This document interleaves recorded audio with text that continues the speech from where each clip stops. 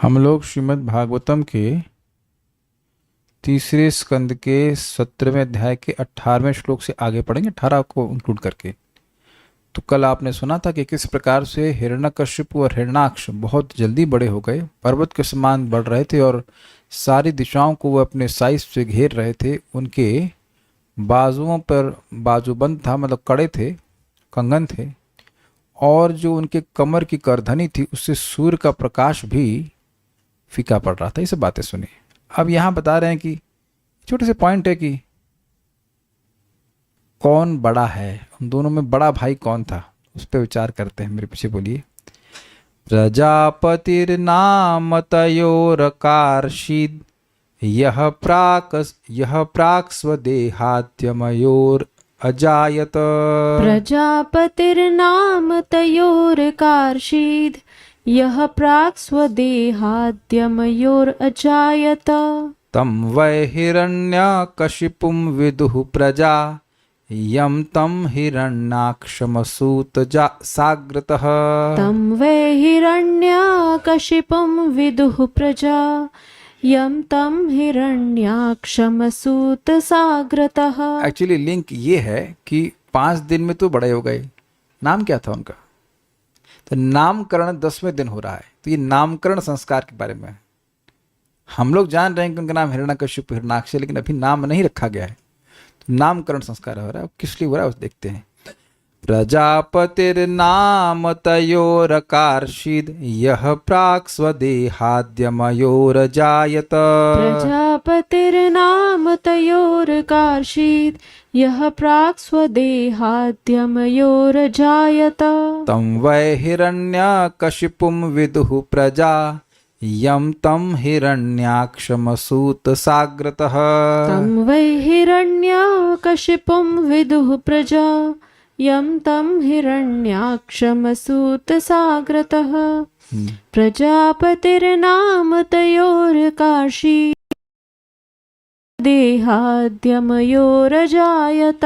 प्रजापतिर्नाम तयोरकार्षिद् यः प्राक् स्वदेहाद्यमयोरजायत। तं वै हिरण्यकशिपुं विदुः प्रजा यं तं हिरण्याक्षमसूत साग्रतः। तं वै हिरण्यकशिपुं विदुः प्रजा यं तं हिरण्याक्षमसूत साग्रतः।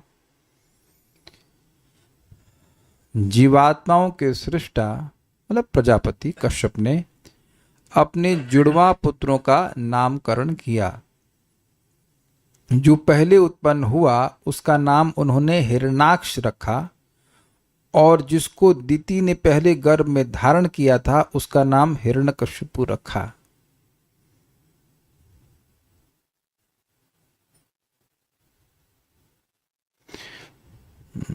पढ़ते हैं, समझाएगा। प्रजापति कश्यप ने तयो यमयो उन दोनों जुड़वे पुत्रों का नामकरण संस्कार आकर्षित है कि आकर्षित, हाँ, आकर्षित किया। आकर्षित नहीं है शब्द है ये, देख लीजिए, बड़ी ई की मात्रा है। आकर्षित किया हुआ है मतलब किया। उनमें यह प्राक स्वदेहात अजायत, जो पहले अपने शरीर से उत्पन्न हुआ था। प्रजा अर्थात लोग, तम वय हिरण्यकशिपु विदु, उससे ही हिरण्यकशिपु नाम से जानते हैं, अर्थात जो पहले पैदा हुआ था उसे हिरण्यकशिपु कहते हैं। तथा यम सा आग्रतः असूता, जिसे माता दिति ने पहले उत्पन्न किया था, तम हिरण्याक्षम, उसे हिरण्याक्ष कहते हैं। मैं जब इसको पढ़ रहा था तो मैं कंफ्यूज हो गया था, फिर से विचार करना पड़ेगा। माता दिति ने पहले उत्पन्न किया था मतलब कंसीव किया था, और मैं होपफुली सही बोल रहा हूं, और जो उत्पन्न मतलब पहले जो नहीं अलग नहीं है। मैं गलत समझ रहा हूँ। मैं जब तैयार कर रहा तब भी गलती हुई थी, इसलिए मैं नहीं कह रहा हूँ कि मैं सही बोल रहा हूँ। अभी मैं पहले निर्णय कीजिए कि बड़ा कौन था, हिरण्यकशिपु की हिरण्याक्ष। अरे सामान्य दृष्टि से जब बच्चा पहला पैदा हुआ फिर दोबारा पैदा हुआ, तो उसमें पहला कौन था, हिरण्याक्ष था कि हिरण्यकशिपु? हिरण्याक्ष पहले पैदा हुआ था, बाहर हिरण्याक्ष पहले आए और हिरण्यकशिपु बाद में आए। छोटे थे ये। पहले हिरण्याक्ष बाहर आया। अरे वो तो ठीक है, अभी आप सिद्धांत में मत जाइए, मैं खाली एक एक इन्फॉर्मेशन ले रहा हूँ कि हिरणाक्ष पहले पैदा हुए थे कि पहले हिरण्यकशिपु। हिरण्याक्ष उत्पन्न हुए मतलब ठीक है। बाहर है। अरे सब लोग सिद्धांत बता रहे, सिद्धांत नहीं, हमको यार रास्ता पहले रास्ता बताओ। हिरण्याक्ष बाहर है प्रवृत्ति। पहले आया वो कशिपु जो पहले पैदा हुआ हिरण्य, अरे सब सिद्धांतवादी निर्विशेष शून्यवादी। अरे भाई ये तो बताइए कि पहले पैदा कौन हुआ, हम कंफ्यूज हो रहे हैं इसमें। कह रहे हैं कि हिरणाक्ष गर्भ से पहले आया। चलिए अगर इस पॉइंट को पकड़ते हैं तो हिरणाक्ष गर्भ से पहले आया तो नॉर्मल सेंस में वो बड़े भाई कहलाएंगे और हिरण्यकशिपु बाद में आए। तो अब धारण का मतलब है कि पिता का वीर्य दो भाग में विभाजित हुआ, तो पहले जो कंसीव हुआ वो था हिरण्यकशिपु और उसके बाद कंसीव हुए हिरणाक्ष। देखिए एक हम लोग कंप्यूटर की भाषा में सुनते थे फीफो, सुना है आपने? First in first out. और वो कहता है फीलो, ऐसा कुछ होता है, फर्स्ट इन लास्ट आउट, ऐसा कुछ है ना, फीफो लीफो ऐसा कुछ होता है। Last in first out, last in first out, LIFO और फीफो। हाय हाय कंप्यूटर से कुछ तो काम आ रहा है भाई। Utility is the principal, first in first out, तो यानी जो पहला पैदा मतलब बेसिकली जो पहले गया वो पहले बाहर आया। भाई आपको ध्यान देना होगा कि दोनों माता दीदी के गर्भ में प्रवेश कैसे करें, अनिमा सिद्धि के द्वारा, सूक्ष्म से भी छोटा हो जाने की क्षमता। तो जो पहले प्रवेश किए वो कौन हुए? हिरण्यकशिपु। और दूसरे वाले प्रवेश करने वाले कौन थे? हिरणाक्ष। ये ज़्यादा क्लियर हो रहा है। लेकिन निकले कौन पहले? हिरणाक्ष। तो ये होगा फीलो या LIFO, last in first out. जो बाद में आया वो पहले निकला,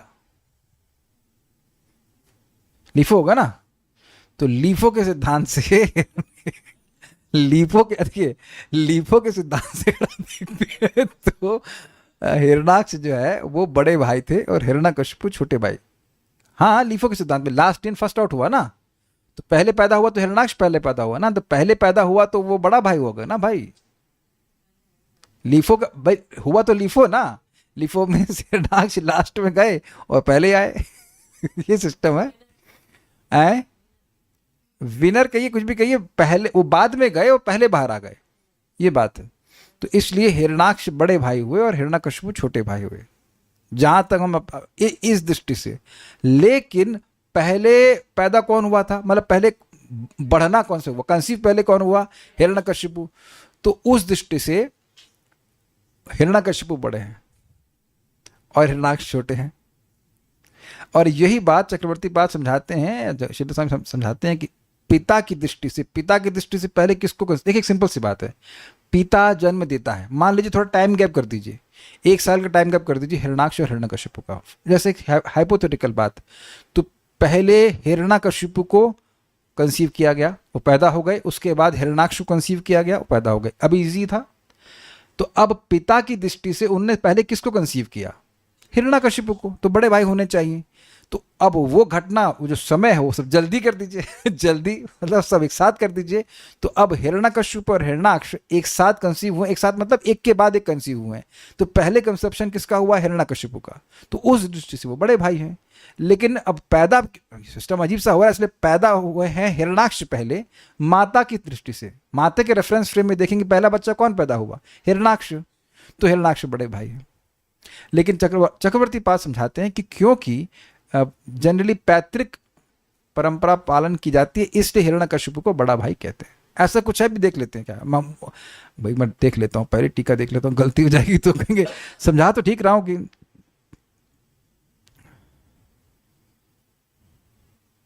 हाँ सही देखा। पितृक्रम, पिता के आधार पर हिरण्यकशिपु ज्येष्ठ माने जाते हैं कि कश्यप द्वारा पहले उन्हीं को माता के गर्भ में स्थापित किया गया। और पितृ प्रधान व्यवस्था होने के कारण हिरण्यकशिपु को ही ज्येष्ठ कहा गया है। मुझे यही याद आ रहा था कि हिरणाक्ष जो है वो छोटे भाई थे, उनको छोटे भाई के रूप में प्रसिद्धि थी, उनके बड़े भाई के रूप में प्रसिद्धि नहीं थी, ये बात है। ओके ठीक है, तो सही जा रहा है।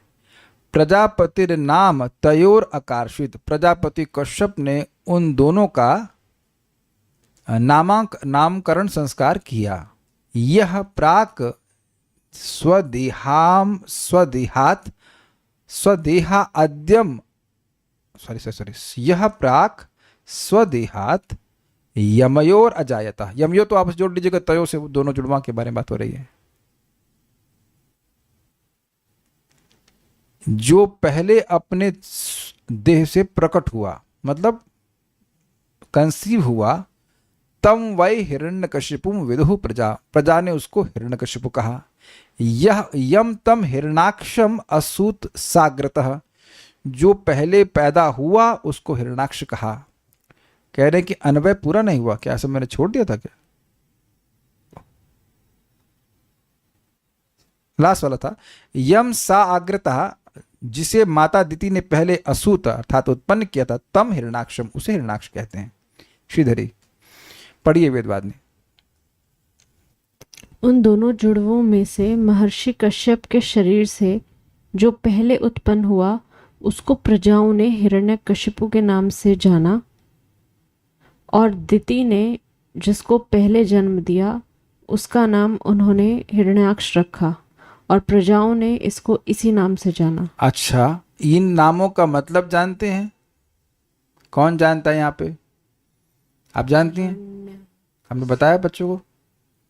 बच्चे आप लोग जानते हो हिरण्यकशिपु का नाम हिरण्यकशिपु क्यों नहीं है? आपका नाम हिरण्यकशिपु रख देते तो बुरा लगता कि अच्छा लगता?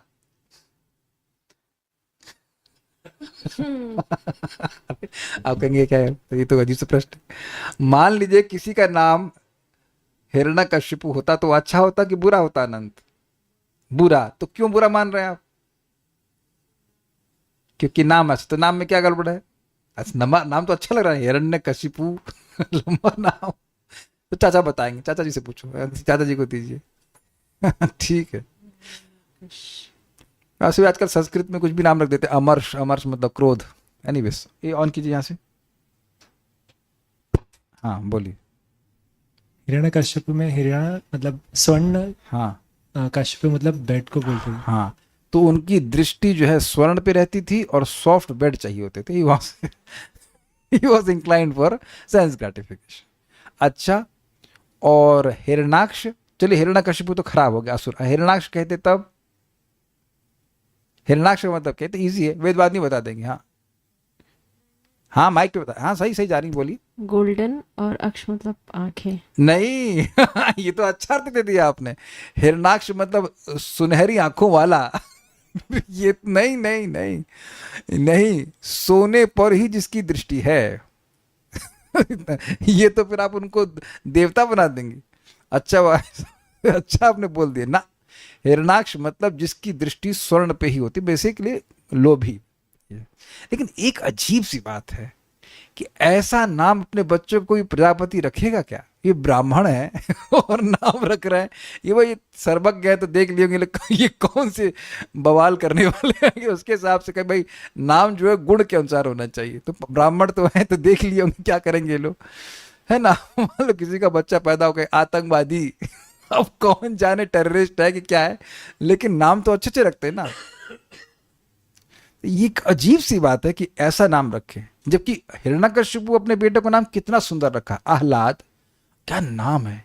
कई रेयरली आप आह्लाद नाम सुनेंगे। प्रहलाद तो सुन लेते हैं लोग, प्रहलाद, आह्लाद, अनुलाद, और एक और मैं भूल गया। 4 नाम कितना सुंदर, आनंद में है, कितने आनंद में 4 लड़के हो रहे, सबके नाम आह्लाद, प्रहलाद ऐसे रख रहा है, लेकिन इनका नाम हिरण्यकशिपु रखा गया और उन्हें कोई दिक्कत भी नहीं हुई। This is quite interesting. चलिए आगे पढ़िए। कहने का अभिप्राय है कि जब गर्भाधान के समय योनि रूप पुष्प में वीर्य 2 भागों में विभक्त होकर प्रवेश करता है, तब जुड़वे बच्चे होते हैं। पिता से निकलकर प्रवेश करने का जो क्रम होता है उसके उल्टा माता के जन्म देने का क्रम होता है। पिंड सिद्धि नामक ग्रंथ में कहा गया है, यदा विषेदी दिखधा भूतम बीजम पुष्पम परीक्षरत द्वौ तदा भवतो गर्भी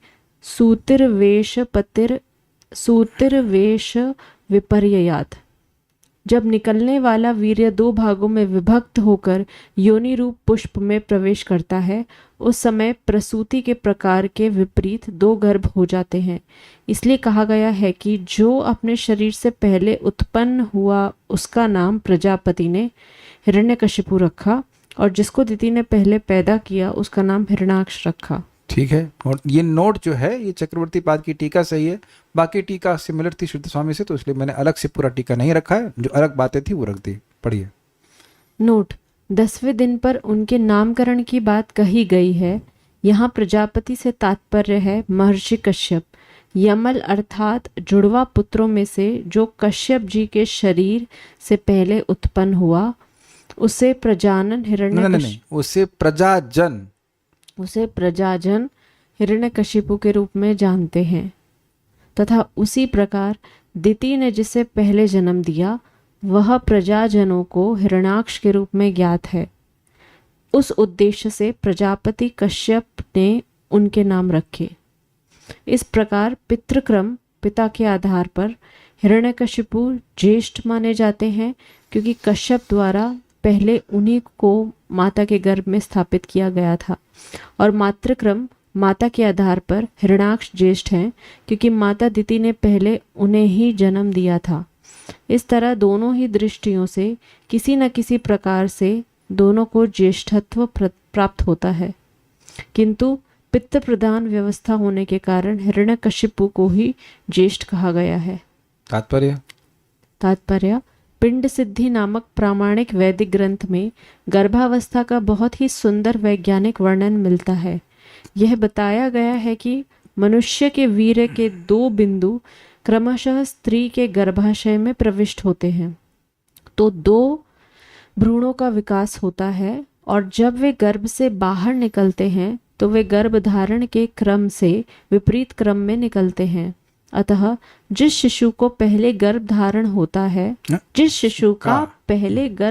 होता है वह बाद में जन्म लेता है, और बाद वाला पहले जन्म लेता है।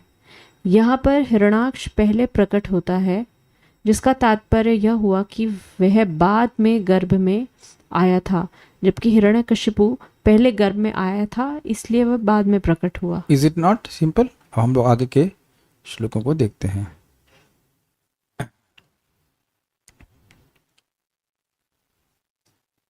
चक्रे हिरण्यकशिपुर्दोर्भ्यां ब्रह्मवरेण च चक्रे हिरण्यकशिपुर्दोर्भ्यां ब्रह्मवरेण च वशे सपालांद्र लोकांस त्रीन अकुतो मृत्युरुद्धतः वशे पालांद्र लोकांस त्रीन अकुतो मृत्युरुद्धतः वशे सपालाल्लोकांस त्रीन अकुतो मृत्युरुद्धतः। Sanskrit is amazing. चक्रे हिरण्यकशिपुर्दोर्भ्यां। एक इंटरेस्टिंग बात हम बहुत बोलना चाहते हैं। अगर ऐसे किसी दो आतंकवादियों के वर्णन आप सुन रहे होते तो कोई प्रसन्नता होती है? ये कितना अद्भुत है भागवत। लोगों की आतंकवाद और आतंकवादियों की चर्चा करने में रुचि है, इसकी व्याख्या करने की तो जरूरत है ही नहीं है। यहाँ ये बवाल हुआ, ये कर दिया, ये सारे के सारे आतंकवादी मिल करके भी हिरण्यकशिपु और हिरण्याक्ष के चरणों की धूल भी नहीं है। They may aspire life after life to become a dust of the feet of lotus feet of Hiranyakashipu. फिर भी उनका चर्चा सुन करके हम आतंकवादियों की चर्चा सुन करके मन खिन्न होता है। और यहाँ देखिए श्लोक पे श्लोक बोले जा रहे हैं सुखदेव गोस्वामी के द्वारा, असुरों का ही तो वर्णन कर रहे हैं।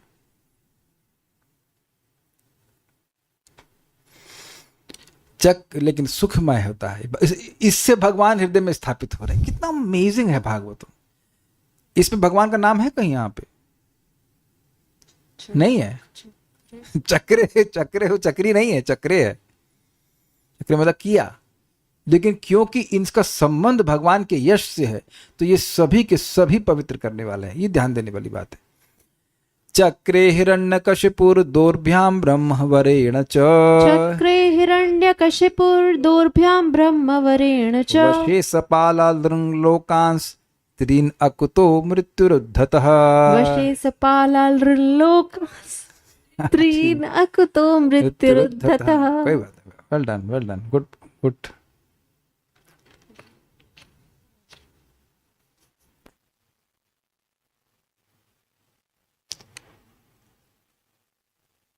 ज्येष्ठ पुत्र हिरण्यकशिपु को तीनों लोकों में किसी से भी अपनी मृत्यु का भय न था, क्योंकि उसे ब्रह्मा से वरदान प्राप्त हुआ था।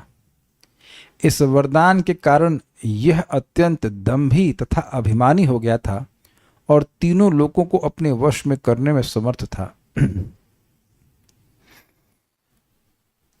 ब्रह्मवरेणा, ब्रह्मा जी के वरदान के कारण मृत्यु के अकुतः। देखिए, ये अकुतः का मतलब भय से रहित कैसे हुआ, थोड़ा समझिए। कुतः मतलब किसी से, और अकुतः मतलब किसी से भी नहीं। तो मृत्यु अकुतः, उसे किसी से भी मृत्यु का भय नहीं हुआ। ये देखिए अपन ऊपर लिखा हुआ, अकुतः मृत्यु, किसी से भी मृत्यु का भय ना होना। ठीक है ना, अकुतो भयम, ऐसा ना, अकुतो भयम क्या था, योगी नाम निर्णितम हरिर नाम अनुकीर्तनम, भगवान के नाम उच्चारण में किसी भी प्रकार का भय नहीं। किसी भी प्रकार का मतलब दीक्षा है कि नहीं, नहाए हैं कि नहीं, किसी भी प्रकार का भय नहीं था। ब्रह्मा जी से कब वर मिला, 7वें स्कंद में मिला। और अगर डेट पूछ रहे हैं तो डेट हमको नहीं पता, डेट हमको पता नहीं। च और उद्दता, उद्दंड हिरण्यकशिपु ने दोर्भ्याम, अपनी भुजाओं से, सपालान, लोकपालों सहित, तीन लोकान, तीनों लोकों को वशे चक्रे, अपने वश में कर लिया था। हिरण्यकशिपु दोर्भ्याम, हिरण्यकशिपु ने अपनी दोनों बाहों से और ब्रह्मवरेण, और ब्रह्मा जी के वर के द्वारा, सपालान लोकांश, तीनों लोकों को उनके लोकपालों के साथ वशे चक्रे, वश में कर लिया था। तो प्रश्न एक हो सकता है कि भाई ऐसा करने का सामर्थ्य उसका कैसे हो गया, क्योंकि अकुतः मृत्यु, उसको किसी से भी मृत्यु का भय नहीं था। और ठीक है, नहीं था तो ये सब किया क्योंकि उद्दंड था। देखिए, लोग केवल कंट्रोलरशिप की भावना के कारण भी इस प्रकार के एक्सपेंशनिज्म से कहा जाता है, अपने आप को एक्सपैंड करना, इसलिए झगड़ा करते हैं। ऐसा नहीं कि सामने वाला कोई देश उनको परेशान कर रहा है, बस उनको राज्य बढ़ाना है। खाना तो 2 ही रोटी है ना आपको, 2 चलो 4 खा लो, 5 6, लेकिन ये जो फैलाने की प्रवृत्ति है, इसकी वजह से लोग एक देश, दूसरा देश, तीसरा देश ऐसे करते हैं। ये आजकल भी देखा ही जा रहा है। इसमें क्या व्याख्या करी जाए क्लास पे, लेकिन आप समझ ही रहे हैं, सब जानते ही हैं। व्यर्थ में लोग झगड़ा कर रहे हैं। सारार्थ दर्शनी, बड़ा सुंदर पॉइंट बोला जाएगा, देखिएगा। दोर्भ्याम अर्थात बाहुबल, अर्थात अपनी शारीरिक शक्ति के द्वारा, एवं ब्रह्मवरेण च, यानी कि ब्रह्मा जी के वर के द्वारा, और ब्रह्मा जी के वर के द्वारा। यहां च शब्द से के प्रयोग से यह अर्थ निकलता है कि ब्रह्मा का वरदान भी वहां सहायक हुआ था। यद्यपि प्रमुख कारण तो यही था कि वह भगवान का पार्षद था। कुछ समझ में आ रहा है ये क्यों चक्रवर्ती बात बोल रहे हैं? देखिए, पिछले श्लोकों में कहा गया था आत्म पौरुषो, वो पूर्व सिद्ध पौरुष को प्रकट कर रहे थे, वो ब्रह्मा जी के आशीर्वाद से बढ़ रहे थे, ऐसा नहीं बताया गया है। ब्रह्मा जी पहले ही बोल चुके हैं भाई हमारे कंट्रोल में नहीं है जो हो रहा है। जब माँ के गर्भ में है और तब ब्रह्मा जी के कंट्रोल में नहीं है, तो बड़े होने के बाद सुनने वाले हैं कुछ? जो बच्चा बचपन में नहीं सुन रहा, वो बड़ा होकर के तो ओबीडियंट हो जाएगा ना। तो आप समझ ही रहे हैं कि जो जीव कह लीजिए भगवान के पार्षद है, माँ के गर्भ में व्यक्ति कितना असहाय होता, उसमें ब्रह्मा जी कह रहे हैं कि हम कुछ नहीं कर सकते, भगवान कंट्रोल में हो रहा है। तो बड़ा हमको सुंदर लगा, क्योंकि जब ये हम पढ़ रहे थे अनुवाद, तो मेरे मन में, बिफोर रीडिंग द कमेंट्री, मेरे मन में डाउट आया कि ये मन में आ ही जाएगा ना लोगों की, अरे ब्रह्मा जी के वर्ष की वजह से वह कोई उनको मार नहीं सका ऐसे करके। वो देखिए लीला का एक बात है, कोई उनको मार ही नहीं सकता था। अगर कोई मार सकता तो ब्रह्मा जी पहले ही बोल देते ना कि हाँ ऐसा ऐसा सेटिंग करते हैं, पैदा होते हैं, इनको मार देंगे। लेकिन ऐसा नहीं हुआ, वो जानते थे कि नहीं कोई मार सकता है इनको। तो ये दौर्भ्याम मतलब बाहुबल से ही वो सबको जीत लिए और उसमें ब्रह्मा जी का और वरदान मिल गया, ये बात है। तात्पर्य, अगले अध्यायों में पता चलेगा कि ब्रह्मा को प्रसन्न करने के लिए हिरण्यकशिपु ने कठिन तपस्या की थी और तब उसे अमर रहने का वरदान प्राप्त हुआ था। मैं समझ रहा हूं कि तीसरे स्कंद में तो हिरण्यकशिपु का कुछ नहीं आ रहा है। अगले अध्याय से प्रभुपाद जी का आशय है 7वें स्कंद की बात कर रहे हैं। आ गई तो है कुछ साल में आ जाएंगे, पढ़ लीजिए, थोड़ा सी तो है ठीक है। मेरी समझ में हिरण्यकशिपु के बारे में वर्णन बहुत डिटेल में यहाँ नहीं है, जहां तक मुझे स्मरण आ रहा है। I don't think so there is much chapter on that. वस्तुतः ब्रह्मा जी किसी को अमर होने का वरदान नहीं दे सकते, और इसको थोड़ा एक और लाइन में जोड़ूंगा, और भगवान किसी को भी अमर होने का वरदान दे सकते हैं। किसी को भी मतलब जो सोच रहा है कि नहीं मिलेगा उसको भी। होता है ना कभी कभी आप पंगत में बैठे हो, पंगत नहीं, फूड फॉर लाइफ की खिचड़ी की लाइन में लगे हैं या खीर कहीं बट रही है, तो बढ़ते बढ़ते जब तक आपका दोना सामने आया खीर खत्म। हुआ है कभी आप लोग संग ऐसा? ये लोग नहीं समझ पा रहे थे, नहीं हुआ होगा तो अगर आप अक्षय पात्र में गए खत्म ही नहीं हो रहा है, लेकिन ये देखा जाता है। तो हमने कई बार कृष्ण हॉल में देखा, तो बेचारा वो खत्म हो गया। लेकिन हाँ एग्जैक्टली मेन चीज की बात हो रही है, जैसे जलेबी है, रसगुल्ला है, तो इन चार लोग के पास थोड़ा एक्स्ट्रा बढ़ता है, मालता जाता है उनके पास, और वैसे भी बढ़ते बढ़ते बढ़ते आप थोड़ा देर में आए तो पता जब तक पहुंचे तब तक वो गायब हो गया। क्या ऐसा आप में से किसी के संग होने वाला है मोक्ष के संबंध में? नहीं होने वाला। सबको फुल एक्सेस है हरे कृष्ण मंत्र की। किसी के पास हरे कृष्ण मंत्र नहीं पहुंचा हो तो हाथ खड़ा कीजिएगा, मैं भी पहुंचा देता हूं आपके पास। कोई है भाई इधर जिसके पास हरे कृष्ण बूंद बूंद करके गिर एक बार हरे बोला, भाई कल तक नहीं बोलना भाई, एक बार हरे बोल दिया, कल बोलना कृष्णा। कितना अमेजिंग है। What is that? सकृदपि मुक्तिदम, एक बार भी कोई नाम को ग्रहण करता है तो मुक्ति प्रदान करता है भगवान का नाम। तो कृपा कृपा कृपा कहाँ छुपी है? जीव जीव के ऊपर। अद्भुत बात है कि हिरण्यकशिपु को ये बुद्धि नहीं आई कि इतना तपस्या तुम अगर भगवान के लिए कर ली होते, और करने की जरूरत भी नहीं है, प्रिस्क्राइब्ड भी नहीं है, तो भगवान की प्राप्ति हो जाती। ये केवल सुनने की बात नहीं, आप देखो जगत में लोग हमसे कई गुना अधिक तपस्या कर रहे हैं। एक मेरे कान में एक बात आई थी, कपिल देव ने किसी को कहा कि 3 बजे उठने का समय नहीं है, स्टेडियम में आने का समय है। I was just reflecting upon it, यानी कि 2:30 बजे कम से कम बाद में, नहा के तो नहीं जाते होगा, लेकिन जो भी कम से कम 2:30 बजे तो उठेगा। कितना डेडिकेशन है कि 3 बजे उठ करके अपना बॉलिंग कर रहे हैं जो भी कर रहे हैं, मतलब whatever, we have to respect, at least they have some discipline.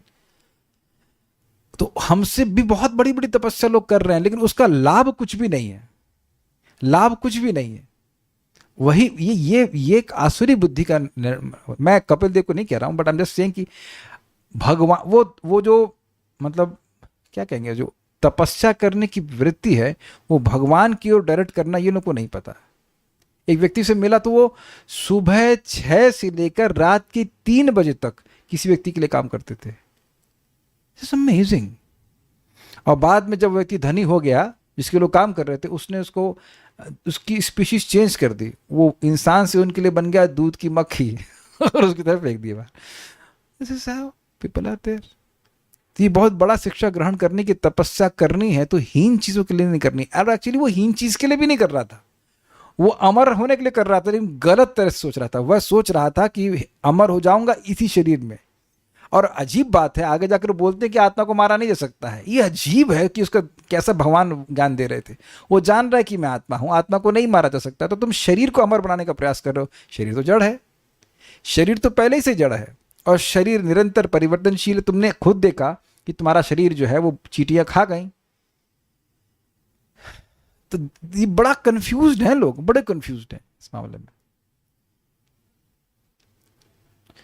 तो ब्रह्मा जी किसी को भी अमर होने का वरदान नहीं दे सकते हैं, लेकिन भगवान किसी को भी देते हैं। जो भी उनकी शरण में आता है उसको स अमृतत्व ईशाना, वह अमृतत्व के ईशानी नियामक हैं। राशन की दुकान खोल रखी है भगवान ने अमृतत्व की। He is the controller, only he is the controller, no one else. हस्ते नस्त नताप वर्ग, हाथ में रखे रहते हैं मुक्ति को कि कोई प्रणाम करे तो उसको तुरंत दे दूं। और यही सबसे अजीब चीज है। मुझे लगता है कि भक्ति में कुछ मुश्किल चीजें होनी चाहिए थी करने के लिए, तब लोग विश्वास करते कि हाँ ये जरूर काम करती है। लेकिन इतना इजी है और लाभ असीमित है तो लोग सोचते हैं ऐसा कैसे हो सकता है।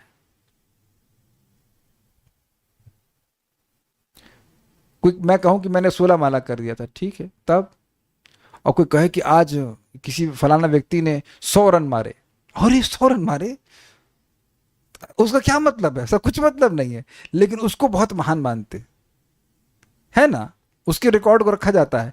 लेकिन आपने 16 माला जब किया तो अच्छा ठीक है। तो इसलिए हमको शास्त्र जब भागवतम सुनते हैं तब धीरे धीरे भक्ति की महिमा पे विश्वास होता है, ठीक है, तो नहीं दे सकते। किंतु अप्रत्यक्षतः हिरण्यकशिपु ने यह वरदान प्राप्त कर लिया था कि इस भौतिक संसार का कोई भी व्यक्ति उसको मार न सके, अंदर न मार सके, बाहर न मार सके, ऊपर न मार सके, ऐसे करके बोला। अब आप ये बताइए कि जैसे हिरण्यकशिपु ने वरदान ब्रह्मा जी से मांगा था, क्या कभी किसी भक्त ने भगवान विष्णु से ऐसा मांगा है, छल करने का प्रयास किया हो? आप उस वरदान की शैली से तो समझ ही रहे ना कैसे वो मांगे थे वो तो डिटेल में पढ़ेंगे, लेकिन आप समझ ही रहे हैं, सबको पता है मोटा मोटी वो।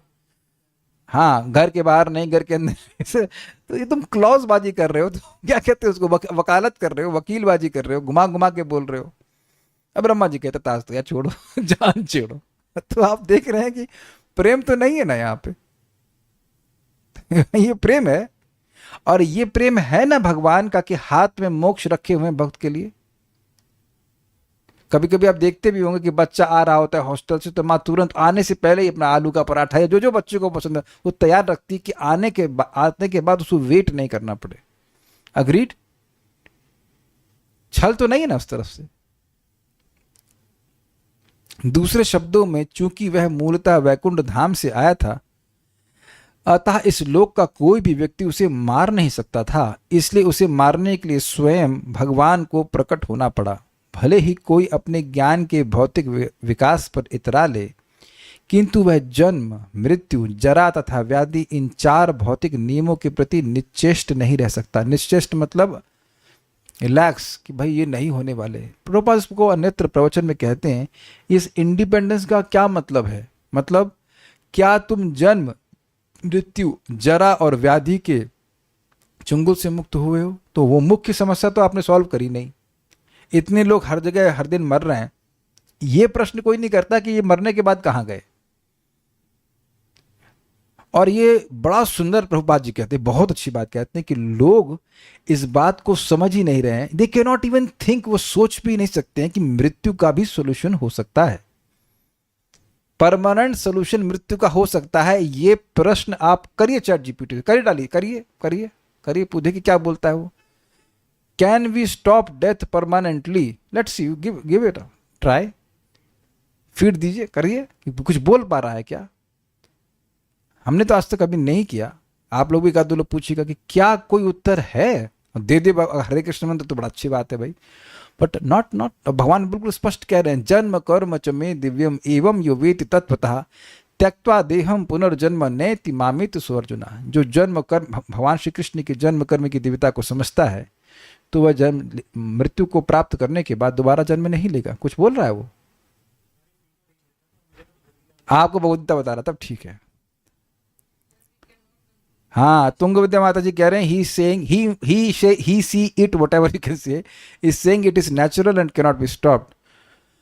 गौरव प्रभु की तरफ से आया है, कह रहे हैं कि no, death can not be stop permanently while scientific advancements are pushing the boundaries of longevity इत्यादि इत्यादि। लंबा जीने के लिए कह रहे हैं, लेकिन मरने के लिए इनएविटेबल इत्यादि इत्यादि।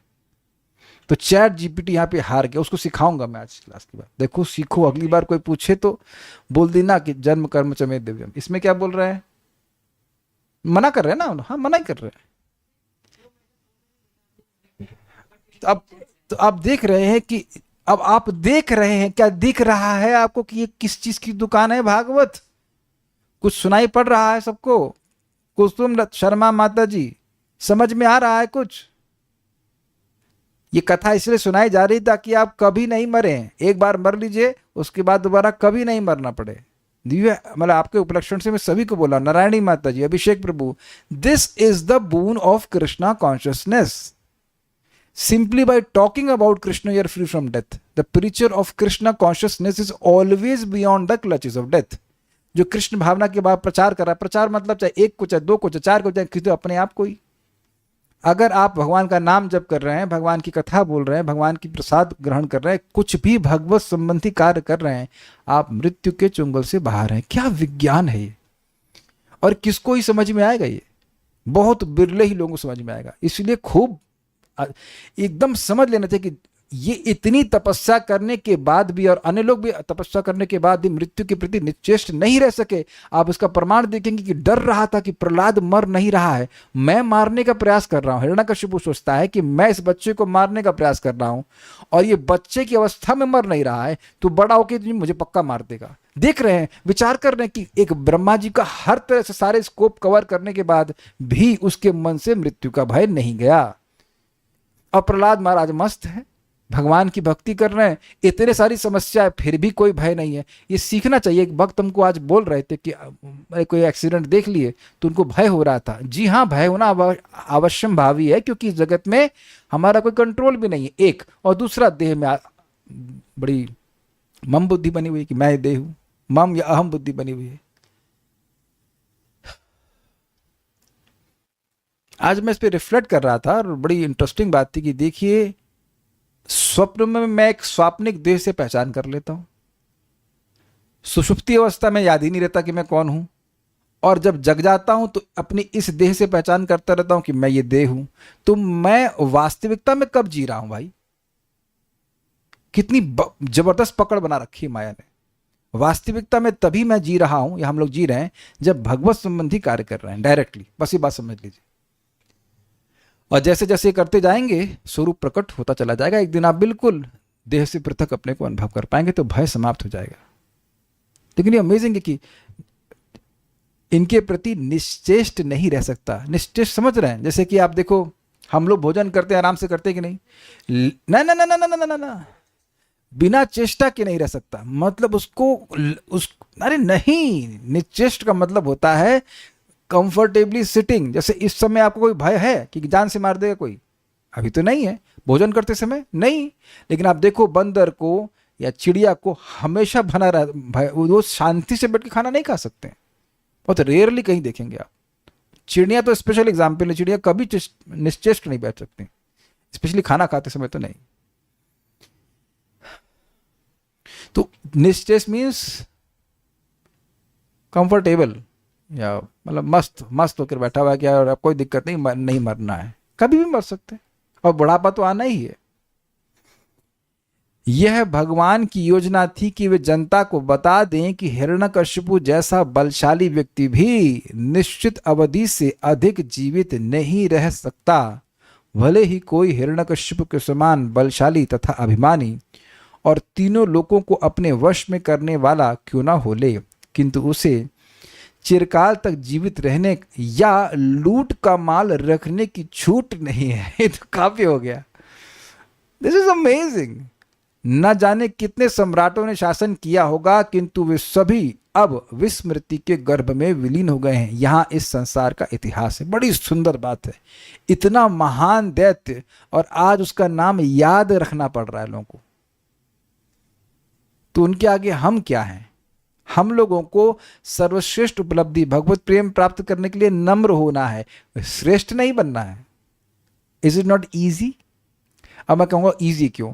कितने लोगों को अपनी माँ से चप्पल नहीं खाए हैं वो कि नंबर मैथमेटिक्स में कम आए? नहीं खाए हो तो बताइएगा।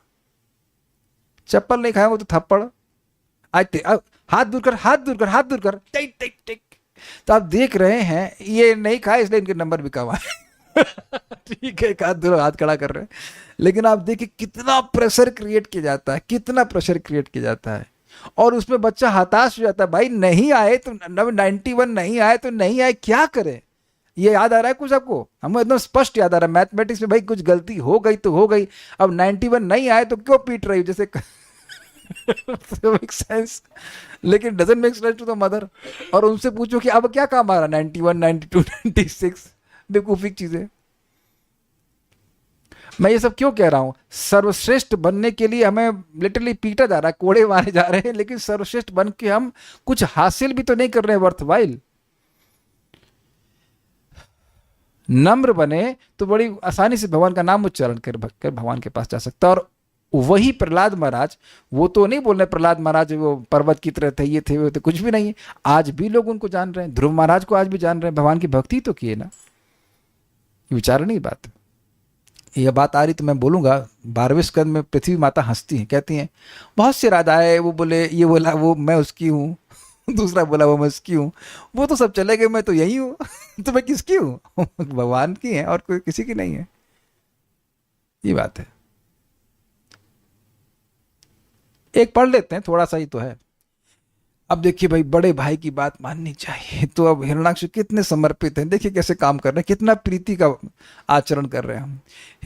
हिरण्याक्षो अनुजस्तस्य प्रियः प्रीति कृदन्वहम्, हिरण्याक्षोऽनुजस्तस्य प्रियः प्रीतिकृदन्वहम्, गदापाणिर्दिवं यातो युयुत्सुर्मृगयन्द्रणम्, गदापाणिर्दिवं यातो युयुत्सुर्मृगयन् रणम्।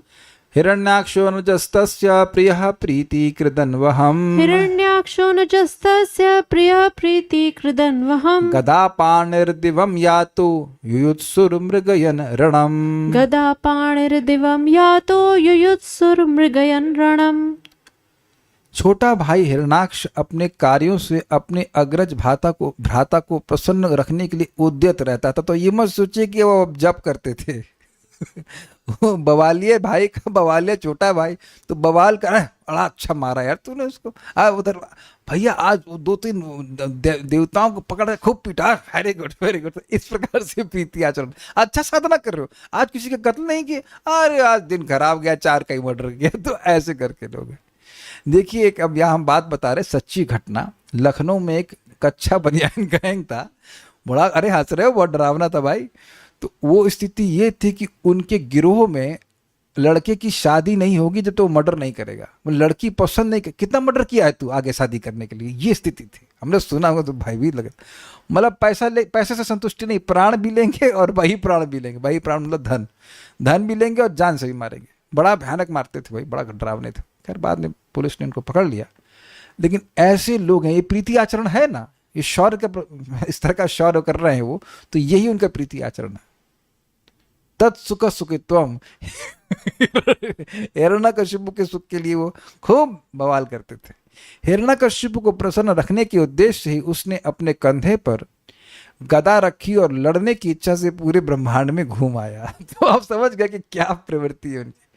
तस्य अनुजा, उसका प्रिय, तस्य प्रिय अनुजा, उसका प्यारा छोटा भाई हिरण्याक्ष, अनवहम, प्रतिदिन उसका प्रीतिकृत प्रिय कार्य करता था। मतलब भगवान सॉरी क्षमा कीजिए, भाई की इच्छा के विरुद्ध बिल्कुल नहीं चलना है, बिल्कुल ना, कहे कत्ल करो तो कत्ल करना है, ऐसे करके अनुदिनम, यस रोज साधना, बिल्कुल आदर पूर्वक अनुदिन। तो भैया ने कहा है कि मर्डर करना है तो मर्डर करना है। रणम, वह लड़ने वालों को मृगयन यानी खोजता हुआ युद्ध करने की इच्छा से गदा पाणी दिवम याता, हाथ में गदा लेकर स्वर्ग लोक में पहुंचा। हिरण्याक्षो अनुजस्तस्य, हिरण्याक्ष जो उसका छोटा भाई था, किसका छोटा भाई? हिरण्यकशिपु का। प्रियः प्रीति कृदन वहम, वह उनका प्रिय था और रोज ही उनकी प्रीति करने वाला था। गदा पाणिर, गदा को हाथ में लेकर दिवम यातो, वह देवलोक में चला गया। युद्धशूर मृगयन रणम, वह युद्ध में, रण में मतलब युद्ध में किसी व्यक्ति को ढूंढते हुए कि जो उनसे मतलब युद्ध कर सके, युद्ध की इच्छा से युद्ध में एक योद्धा को ढूंढने के लिए गया। देखिए यही लफड़ेबाजी है। जब लोगों के पास थोड़ा बल आ जाता है तो वो लोगों को परेशान करते ही हैं इन जनरल। बहुत कम होगा कि आपके पास, क्या कह सकते हैं उसको, सॉवरेन पावर्स बोलते हैं, मतलब सॉवरेन पावर्स बोलते हैं ना, अनमैचेबल पावर्स हो और हम किसी को परेशान नहीं करें। अगर भगवान के भक्त होते हैं तो उनके मन में आता है कि अपनी शक्ति का प्रयोग दूसरों के कल्याण के लिए करें, अन्यथा वो भक्त नहीं है तो लोगों को परेशान ही करेगा। ये बात है, तात्पर्य यह आसुरी प्रवृत्ति है कि परिवार के सभी सदस्यों को अपनी इंद्रिय तृप्ति के लिए इस ब्रह्मांड के समस्त साधनों का उपभोग करना सिखाया जाए, जबकि दैवी प्रवृत्ति भगवान की सेवा में प्रत्येक वस्तु को लगाने के लिए प्रेरित करती है। ये समझे, एक असुर बाप ये बोलेगा बेटा तुम ये करो तुम वो करो, भगवान को कुछ अर्पित करो, ये नहीं। एक मकान बना लिया, फिर दूसरा बनाओ, फिर तीसरा बनाओ, फिर चौथा बनाओ, ऐसे करके। या मकान का एग्जाम्पल ले रहा हूँ, बाकी पैसा कमाओ, ये करो, लोगों को प्रताड़ित करो, परेशान करो, यही सबको होता हुआ देख रहा है। Basically become a first class sense enjoyer, ये वो पिताजी सिखाते हैं, यही बात प्रपात कर रहे हैं। हिरण्यकशिपु स्वयं अत्यंत बलशाली था और उसने अपने छोटे भाई हिरण्याक्ष को भी बलवान बनाया था, जिससे वह हर एक से लड़ने और प्रकृति पर जहां तक संभव हो स्वामित्व प्राप्त करने में उसकी सहायता कर सके, और यदि संभव हो तो वह सदा के लिए ब्रह्मांड पर शासन करना चाहता था। ये सब आसुरी जीव की प्रवृत्ति के प्रदर्शन है। बड़ी सुंदर बात है, आपको बताऊंगा इस संबंध में। महाराज परम पूज्य वृंदावन चंद महाराज समझा रहे थे कि भक्त को वास्तविक रूप से कैसे रहना चाहिए, अतिथि की तरह। और this is brilliant, this is super nice. अपने ही घर में अतिथि की तरह रहना चाहिए। कुछ समझ में आया आपको? एक लाइन कितनी जबरदस्त है, कोई शास्त्र से ही कोट कर रहे थे। अभी मैं कुछ दिन पहले दिल्ली गया था तो एक भक्त में घर में गए थे, बड़ा अच्छा घर दिया था, एसी था रूम में, सब कुछ। लेकिन मुझे पता है कि मैं कल सुबह यहां से जा रहा हूं, तो क्या मैं वहां डर रहा था? डर तो नहीं रहा था। भोजन भी किया, क्लास दिया, सब कुछ दिया, लेकिन अतिथि मतलब अतिथि की उस घर की किसी भी वस्तु में कोई मम बुद्धि नहीं होती है। कैच किया आपने? और ये देखने का प्रयास कीजिए कि आपका और मेरा जो तथाकथित घर है वो आपका है नहीं। वहां की वस्तुओं का उपयोग करने का अधिकार है, लेकिन ये नहीं कि चलो भैया एसी बड़ा अच्छा है, चलो एसी लेके भर के अपने घर ले चलो। ये नहीं होता, क्योंकि हम अगर आज मृत्यु को प्राप्त करते हैं तो हम कुछ भी नहीं लेके जा सकते। बात है ये, लेकिन इस तरह से जीने से बड़ा जीवन शांतिपूर्ण हो जाता है। जो चीजें भगवान की सेवा में उसे स्वीकार कर लीजिए, बाकी कुछ भी मत स्वीकार करिए। जैसे कि एक अतिथि रूम, किसी भी रूम में जाता है तो काम की चीजें रखता है, वो जो काम की चीजें होती है वो स्वीकार कर लेता है। करते हैं कि नहीं करते हैं आप लोग? कितने लोग किसी घर से ट्यूबलाइट चुरा के आए ये टूथपेस्ट तो बड़ा अच्छा यार, जेब में रख लो, टूथपेस्ट देके भागे। होटल चुराते भाई हम सब काम नहीं करते, हम गुड, अब भी करते थे छोटे हम नहीं करते। ऐसा है, मैं जब ट्रेन में जाता हूं तो मैं सोचता हूं कि ये नल को इतना स्ट्रांगली क्यों फिट किया तो मुझे लग रहा था हाँ कुछ महात्मा होंगे जो तोड़ के लेके जाएंगे उसको। एक वक्त कह रहे हैं पेन चुराए थे, नहीं, कुछ लोग कभी कभी वो जो ट्रेन की जो शीट होती है वो भी लेके चल देते हैं, वो बेड शीट होती है ना, ऐसे करके। Not a good proposition. अतिथि की तरह, do you feel it is good? कुछ अच्छा इंस्ट्रक्शन है ना कि अतिथि की तरह, क्योंकि चीजें हमारी हैं ही नहीं। जब देह ही हमारा नहीं है तो वस्तुएं कैसे हमारी हो जाएंगी? उनको देखेंगे भगवान के संबंध में, भगवान के संबंध में उपयोग करेंगे तो बंधन नहीं लगेगा, बिल्कुल शांति से हमारा चित्त पूरा प्रसन्न रहेगा। जब वस्तुएं हैं ही नहीं तो क्यों मानते बैठे कि हमारी हैं? ये आप इसकी डेप्थ नहीं समझ रहे हैं। अगर पता नहीं कितना समझ रहे हैं नहीं समझ रहे हैं, लेकिन थोड़ा समझने का ये प्रयास करें कि जिन लोगों के घर में या जिन घरों में अभक्त हैं उनकी कितनी ममता बुद्धि रहती है अपने घर पे, और वो कितना परेशान होते हैं इस बात से। आप देखिए कि क्या स्थिति चेंज की गई है कि खाली भावना चेंज की गई है? स्थिति वही है। एक गृहस्थ है, वही देख रहा है कि ये वस्तुएं भगवान की हैं, पत्नी भी भगवान की ही सेविका, वो मेरी सेविका नहीं है, तो आप देखेंगे कि टेंशन समाप्त हो जाती है। ये मैं अनुभव से बोल रहा हूं, इस मामले में हम इसका अभ्यास करते हैं, हम इसका अभ्यास करते हैं, एंड इट रियली हेल्प्स। कि चीजें, भाई मैं पैदा होते तो सबको लेके आया नहीं था, ये अलमारी या स्पीकर है जो कुछ भी है, तो चीजें मेरे इर्द गिर्द हैं और वह भगवान की सेवा के उपयोग के लिए है, तो उससे आप बंधन में नहीं पड़ते हो। एंड इट रिमाइंड्स यू कि सारी चीजें कृष्ण के संबंध में। इसका मतलब ये नहीं कि आप ध्यान नहीं रखते हैं, ये नहीं बोल रहा हूं मैं, लेकिन ये ध्यान रखते हैं कि मेरी नहीं है। And it really helps. एक एग्जाम्पल आपको और दूंगा, परम पूज्य गौर कृष्ण महाराज एग्जाम्पल देते हैं, बहुत सुंदर एग्जाम्पल। कह रहे देखिए, ट्रेन में चाहे जनरल बोगी में हो, चाहे थर्ड क्लास या second class means third AC, second AC, sleeper, किसी में भी हो, या फर्स्ट एसी में भी, जितने आग्रह से हम उसको स्वीकार करते हैं, उस बर्थ को, ये बर्थ मेरा है, उतने ही आग्रह से, उत्साह से, जैसे ही मेरा स्टेशन पास आने लगता है तो छोड़ने के लिए उद्यत हो जाते हैं। उद्यत मीन्स ईगर हो जाते हैं। सब लोग समझ रहे हैं इस बात को? तो कह दीजिए कि हमको आज ये देह नहीं छोड़ना है, नहीं कह सकते आप, छुड़वा देंगे, भगवान कहेंगे देखो तुम गलत सोच रहे थे छूट गया ना। तो अब इस विचार में व्यक्ति रहेगा तो अपने धन का, अपनी वाणी का, जो भी शक्ति उसको दी है, यह समझते हुए कि भगवान उसे थोड़े समय के लिए दिए हैं, इसका उपयोग मैं भगवान की सेवा के लिए करूंगा तो मुझे बहुत बड़ा आशीर्वाद प्राप्त हो जाएगा, बड़ी सुख से व्यक्ति जिएगा।